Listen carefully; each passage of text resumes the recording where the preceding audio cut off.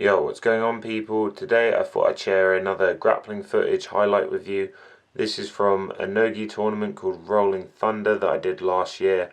To give a bit of context, I did 6 matches that day. I'm going to show 5 because the third match was recorded, but it's not that great like quality, which is a shame because I got a pretty sweet standing guillotine, so I'm not going to show that, but I'll show the other 5. So the first 2 were in my division at blue belt, my weight division, and then the other 3 were in absolute. So 2 of them were like 95 kg bigger than me, and then one guy was like 70 kg I think, so smaller than me. Anyway guys, hope you enjoyed the video, give it a thumbs up, see you soon.